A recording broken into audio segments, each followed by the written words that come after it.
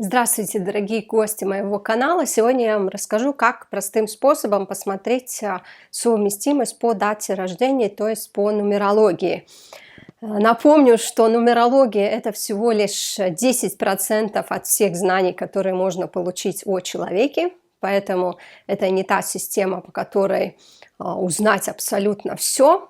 Это лишь начало изучения человека. Самое важное — это астрология, его гороскоп, 9 планет и асцендент, где они находятся в гороскопе. И если мы хотим посмотреть совсем серьезную совместимость, то нам надо складывать вместе два гороскопа двух людей, две судьбы, когда они вот так соединяются, какую карму они активизируют в жизни каждого из этих людей. Но если, например, кто-то не хочет совсем серьезно окунаться в астрологию, может, у кого-то нет таких знаний, тогда можно применить такой совершенно легкий способ, это нумерология, и по ней можно определить такую первую взаимосвязь, да, когда вы кого-то встретили, как вы себя будете чувствовать, совпадают ли ваши энергетики.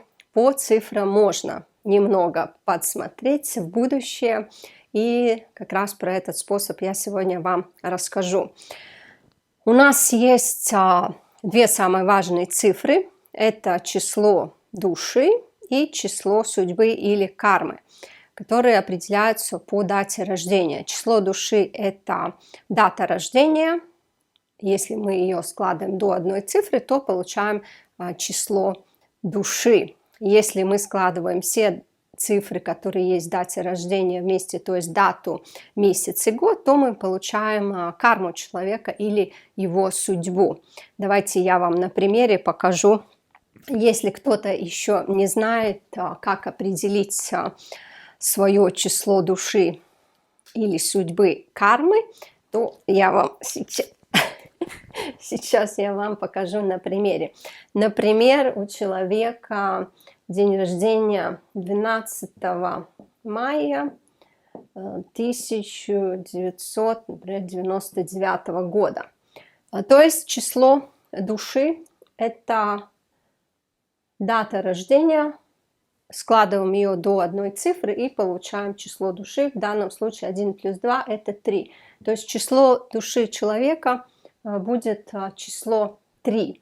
И если мы хотим получить число кармы или судьбы, мы складываем все эти цифры вместе. То есть это будет 3 плюс 5 плюс 1 плюс 9 плюс 9 плюс 9. Да? Плюс 9 плюс 9 плюс 9. Поскольку любая цифра, если к ней добавить 9, не меняется, поэтому обычно в нумерологии девятки мы просто не считаем, потому что результат будет один и тот же. Будем ли мы складывать девятками или без. И тут у нас получается 3 плюс 5 плюс 1, и у нас получается число судьбы или кармы, циферка 9. И поэтому для этого человека самые важные цифры — это троечка и девятка. Это будут основные цифры, по которым человек будет чувствовать энергетику других людей, как они будут взаимодействовать. Это как, скажем так, не знаю, как две руки, да, мы можем пожать правую руку, можем пожать левую руку. Это две такие цифры, которые и будут определять в основном, и каких людей человек будет привлекать в свою жизнь.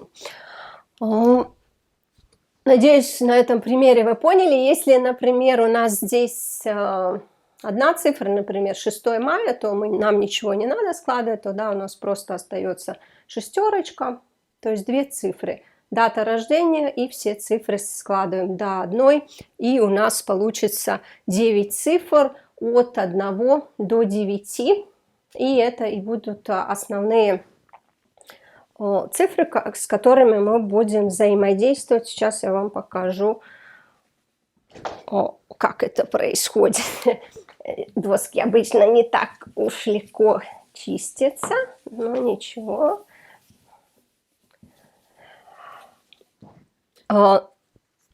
Напомню, что 9 цифр — это 9 планет. Если кто-то не смотрел мои видео, где я объясняю значение номеров, они тоже есть на моем канале. И как мы определяем совместимость? У нас есть 9 цифр, 9 разных энергий, 9 планет соотносятся 9 цифрам. И по их взаимосвязи и будет видно, что будет в отношениях. Как это лучше всего проверить среди ваших, например, друзей, какая у вас взаимосвязь. Для этого надо выписать абсолютно всех знакомых, которых вы знаете, близких, неблизких, друзей, врагов, бывших жен, бывших мужей, особенно бывших. Да, потому что карма очень хорошо тогда сразу видна, когда человек в отношениях не всегда видит, да, все как есть, но когда уже люди не вместе, то как раз можно с трезвым взглядом посмотреть на отношения. Поэтому можете сделать такую табличку, разделить на 3 части любой лист, здесь написать имя человека, да, вот так, например, разделили. Здесь написали имя вашего друга или подруги. Здесь написали число души. И здесь число кармы или судьбы. Например, у вас есть бывший друг Вася. И у Васи число души, например, 1, а число кармы у него 8.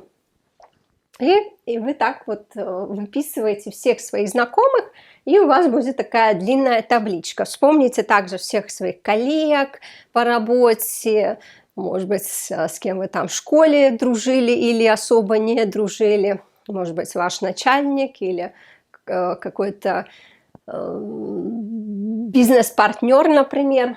И всех, ну, по крайней мере, я думаю, за свою жизнь человек 30 вы встречали как минимум.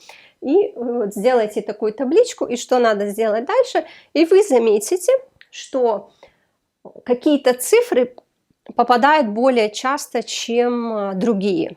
Да, например, Вася, потом Петя. А Петя, оказывается, число души у него 8, а здесь число кармы, например, 3. Раз у нас уже 8 совпала. Да, и вы вот так выписываете, какое число, неважно, будет ли это число души или число кармы, просто это как взаимосвязь энергии, поэтому нам для этого эксперимента не нужно там определенно как бы знать это число кармы или число души, просто выписываете вот так вот все циферки. И потом что вы увидите? Что какая-то цифра попадает более часто. Это может быть потому, что у вас не проработана эта цифра, и она вам дается для того, чтобы вы еще больше увидели, да, как не видишь в своем глазу что-то, да, бревна, а соринку в чужом замечаешь. И тогда человеку, например, даются много той же цифры одинаковые, да, для того, чтобы человек проработал какие-то качества. Эта цифра может быть, например, его личное тоже, например, число кармы или число судьбы, например, число у человека 7, и он встречает постоянно, у него может быть вот в этой табличке очень много тоже семерок. Это может говорить о том, что два варианта. Или в вас не проявлена семерка, и эти все люди, которые вокруг вас, они вам показывают ваше истинное лицо, да, то, чему, может быть, надо научиться, или наоборот, то, чего надо избегать. Или наоборот, может быть, это ваши как родственные души, вы очень хорошо друг друга понимаете, потому что у вас одинаковые цифры. Тут бывает два варианта. Или действительно та цифра, которая есть у нас, очень хорошо взаимодействует с другими той же цифрой. Или как бы если идет отторжение, если ты не понимаешь свою же цифру в других людях, значит там есть еще какая-то проблема, которую можно решить, над которой можно поработать. Может быть, какие-то качества надо в себе еще развить, которые связаны с этим числом, которые вы до сих пор еще в себе не видите. Значение цифр вы можете посмотреть, как я уже говорила, у меня есть плейлист «Нумерология» на моем канале или моя книга-бестселлер «Кармический код судьбы», где я подробно как раз и обозначаю значение цифр и значение мифологии планет, которые, конечно же, мы сегодня не успеем взять, потому что об этой теме я уже много говорила. Но если вы хотите прочитать более подробно про значение каждой цифры, то это можно сделать по моим видео или по моей книге. Выложу в описании к этому видео ссылочку, если кто-то еще ее не читал. Что мы делаем дальше? Мы выяснили, что у нас есть Вася, Петя, Оксана, Наташа и Лена, и у них есть определенные числа, и мы, например, выписываем, что у нас, например, такие цифры, а у всех друзей, вот, например, такие. Можно сделать анализ. Самое лучшее выяснение взаимоотношений, совместимости – это даже не по тому, что я рассказываю, или не по книжкам и не по видео, а по тому, как вы себя чувствуете с определенными людьми. Когда вы выписали свою табличку, вы можете посмотреть, что с какими-то людьми, может быть, их отметить, да, что Вася, например, ваш друг, да, а Петя никак вам не друг, да, и минусик поставить ему, а тут опять друг, а тут опять не друг. Посмотреть, как вы взаимодействовали с их цифрами, да, то есть за человеком стоит цифра, стоит планета, это определенная энергия. С какими-то людьми нам очень хорошо, а есть люди, которые постоянно раздражают, которые поднимают какие-то негативные качества в нас, и не всегда хочется с такими людьми вообще взаимодействовать. И таким образом, сделав анализ всех своих знакомых, вы увидите какую-то закономерность, да, что вот с этими людьми вам лучше. Также и я в своей жизни заметила, что с какими-то цифрами мне очень хорошо, мне очень легко. Это те цифры, у которых я очень многому учусь. Есть цифры, которым я ничего не учусь, ничему, мне не хочется с ними общаться, потому что мы как бы с разных планет, можно было бы так сказать, да, и просто я это имею в виду, если какой-то человек мне не очень близок, меня это особо не волнует, я понимаю, что он олицетворяет определенную энергию, определенная планета стоит за этим человеком, и, возможно, я уже свою карму отработала в этой сфере, а возможно и нет, но мне не хочется, например, активизировать какую-то негативную карму в своей жизни. То есть самый простой способ, как увидеть по цифрам, по людям, какая у вас совместимость, это люди, с которыми вам хорошо, с теми, с которыми легко разговаривать, вы чувствуете себя очень свободно, вам хочется с этими людьми видеться вновь и вновь. Это те как бы родственные ваши души, и, конечно, хочется таких людей больше и больше в своей жизни. И есть люди, которые, как я говорю, активизируют негативные кнопки в нашей жизни. Это негативная карма. Да, и, возможно, это просто люди, с которыми вам не по пути, они что-то делают такое, что вам не нравится, или это не ваше, да, например, вы не употребляете алкоголь, а тот человек употребляет, да, или у него какие-то другие зависимости, и зависимость это только одна из сфер, да, есть куча качеств характера, которые могут вам не подходить, но зато этот человек очень хорошо общается с таким же, как и он, да, и они находят общий язык. Вот так мы и соотносимся, да, между друг другом, что с кем-то вот прямо такая душевная связь, а кто-то просто, как я говорю, проходил мимо. Ну, пусть они проходят мимо, мы тоже проходим мимо, если у нас нет с ними совместимости. И сейчас я вам таким простым способом покажу, как я смотрю совместимость. Как бы база этому всему мой личный опыт и также мифология цифр. Это те истории, согласно ведической астрологии, как вообще родились, да, планеты. Например, Сатурн, восьмерочка, был сыном Солнца или единички. Да, и у них определенная поэтому взаимосвязь, не всегда, не всегда позитивна, но все же. У нас есть 9 цифр. Я их сейчас разгруппирую по некоторым качествам. Так, у нас есть единица, у нас есть двоечка, потом у нас есть четверочка, у нас есть девяточка, у нас есть троечка, у нас есть пятерочка. Потом у нас еще есть восьмерочка. И есть шестерочка. И есть семерочка. 6, 7, 8, 9 цифр. И я сейчас вам покажу такой совершенно простой способ, да, как мы видим взаимодействие энергии. Например, цифры 1 и 2. Это в каком-то смысле противоположности, да, потому что цифра 1 – это лидер, сам по себе, никого не слушает, все сам знает.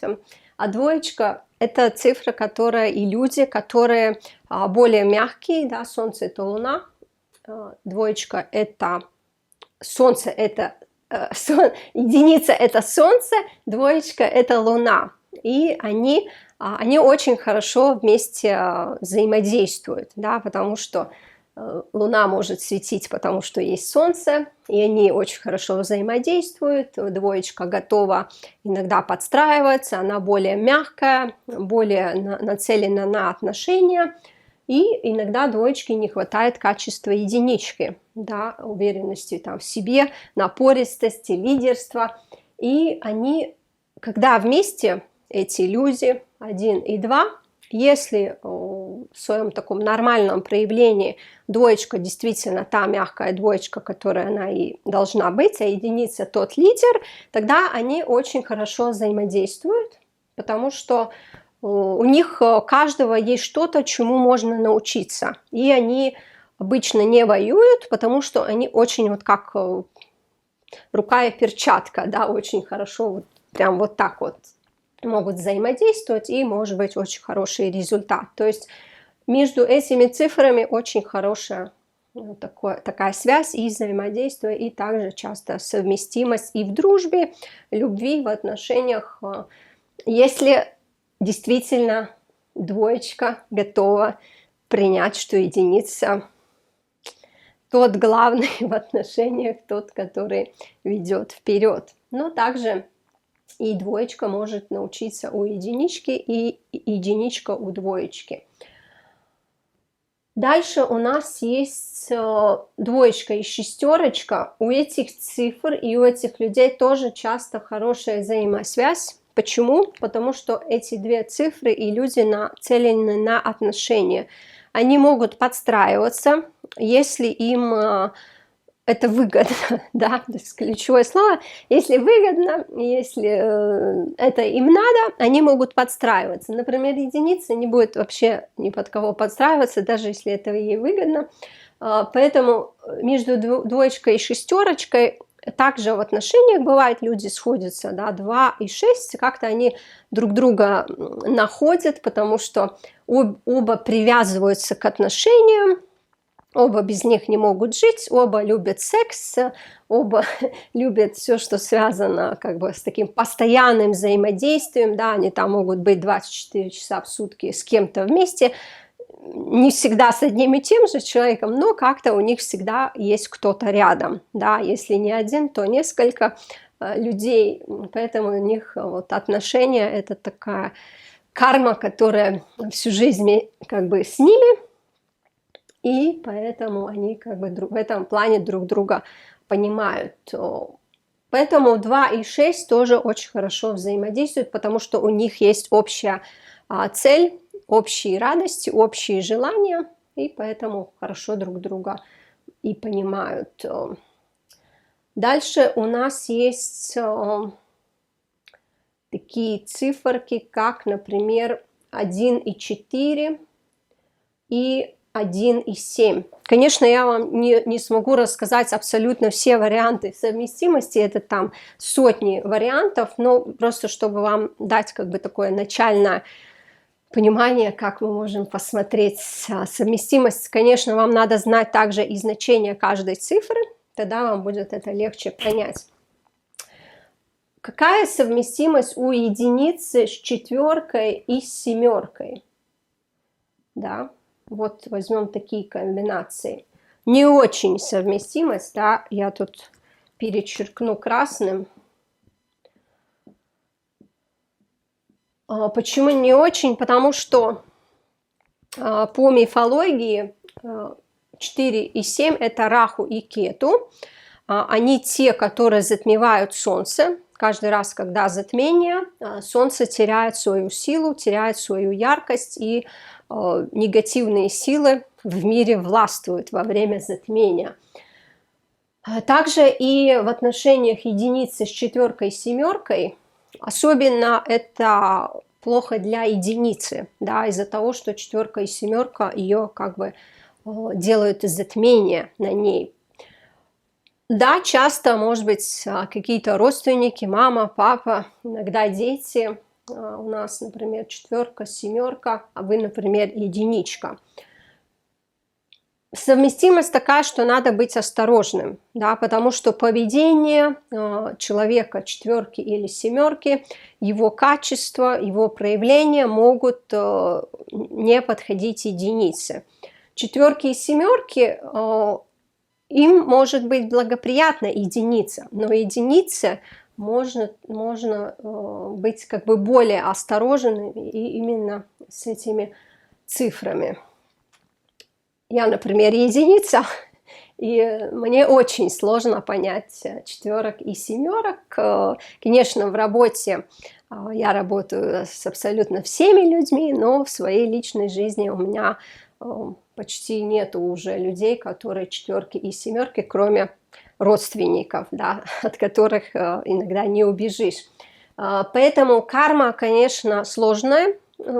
Как бы соединила этих людей, ну, это тоже как бы поле для отработки, но если можно выбирать, например, в жизни, возможно, единице было бы более желательно избегать четверки и семерки из-за того, что ее солнце, ее яркость может не поддерживаться четверкой и семеркой, потому что это затмение Раху и Кету. Это мистические негативные положения в гороскопе. Это не реальные планеты, но это мистика в самом широком смысле. Да? Если вы что-то изучали про четверку и семерку, то вы понимаете, о чем я говорю. Вот такая у нас взаимосвязь четверки, семерки и единицы. Возьмем между собой четверка и семерка. Часто вы писали мне, и студенты мои рассказывают, что очень хорошая совместимость между четверкой и семеркой. Четверка это Раху, Кету это семерка, Раху это голова, Кету это тело. И как бы одно целое соединяется. Да, почему у них может быть хорошая совместимость? Потому что у одного не хватает то, что есть у другого, и они друг друга, так сказать, нашли. Сплошная, да, может быть практичность или наоборот мистичность, может быть то материальное, то, что есть, их связывает, возможно, и духовное, и материальное. То есть тут как бы действительно у одного из них чего-то очень сильно не хватает, а у другого наоборот это есть, и они могут у друг друга поучиться. Возможно, другим со стороны, если посмотреть на связь четверки и семерки, может быть непонятна их связь, вообще, что их держит вместе. Но, судя по комментариям четверок и семерок, как-то им нравится быть в таких отношениях. Конечно, я им верю, да, потому что я не четверка и не семерка, и мне тяжело понять, что может быть в голове у четверки и у семерки, почему они вместе. Главное, чтобы им было хорошо. Дальше у нас такая комбинация, как троечка и пятерочка. В Почему их я отдельно выписала? Потому что это те цифры, которые в принципе могут взаимодействовать с почти любой цифрой, то есть с любым человеком. Из-за их качеству, особенно пятерки, да, которая может подстраиваться под кого угодно. Тройка не любит подстраиваться под кого угодно, но из-за того, что они могут видеть более общую картину отношений, зачем вообще им нужна какая-то связь, то они могут быть, в принципе, вместе с любым человеком, если им это надо, да. И так как это самая удачная цифра, да, она тоже может привнести и удачу тем людям, которые с ними взаимодействуют. Да, поэтому троечка, иногда, конечно, тройка, например, с единицей бывает, могут что-то не поделить. Почему? Потому что у обоих очень большое эго, да, и если они как бы принимают это, то есть сильные характеры, но эго тоже большое. Если они это принимают, да, что у каждого есть там свои как бы сильные стороны и друг другу не мешают, тогда все хорошо. Если кто-то будет чувствовать, что вот я более важный, да, и другой как бы не примет вот эту важность другого человека, будет как-то пытаться его там поучать, да, например, то, конечно, никакой совместимости там не будет. То есть для тройки единицы у них может быть хорошая совместимость, если они понимают важность друг друга. Дальше у нас такая комбинация, можем, например, посмотреть четверка и девятка, если в жизни сходятся, да. Это довольно-таки такое жесткое соединение планет и цифр, да, но так как и четверка, и девятка любят ходить по краю, да, часто эти люди хорошо друг друга понимают, да, у них могут быть какие-то увлечения, такие, которых нет у других, да, и они там как-то находят, так сказать, друг друга. Может быть, соединяют там секс или какие-то общие зависимости, общие интересы.